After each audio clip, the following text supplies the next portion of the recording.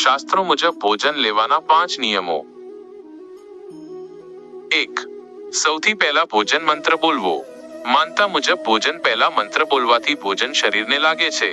આપણે માનસિક અને શારીરિક રીતે સ્વસ્થ રહીએ છીએ। તેથી જ્યારે પણ જમો ઈશ્વરનો આભાર માનવાનું ન ભૂલો અને મંત્ર બોલીને જ ભોજન કરો। 2. જમીન પર બેસીને ભોજન કરવું।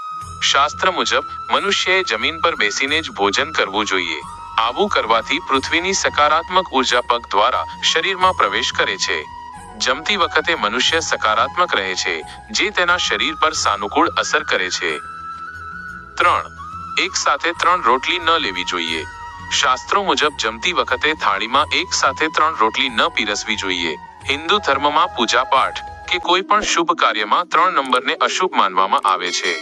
ભોજન કરવું છે, તેથી થાળીમાં એક સાથે 3 રોટલી ન મૂકવી જોઈએ। 4. ભોજનની થાળીમાં જૂઠું ન છોડવું જોઈએ। શાસ્ત્રો મુજબ આ વાતનું ખાસ ધ્યાન રાખવું કે જેટલી જરૂર હોય એટલું જ ભોજન લો। વધુ ભોજન લઈને થાળીમાં છોડવાથી અને તેને કચરામાં ફેંકવાથી માતા અન્નપૂર્ણા નારાજ થાય છે। ઉપરાંત અન્નનું અપમાન પણ થાય છે। 5. ભોજનની થાળીમાં ક્યારેય હાથ ન ધોવા।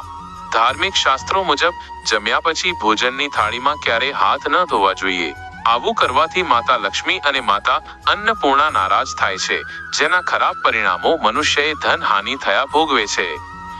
આવા વિડીયો જોવા માટે અમારી ચેનલને સબસ્ક્રાઇબ કરજો, લાઈક કરજો અને શેર કરવાનું ભૂલશો નહીં।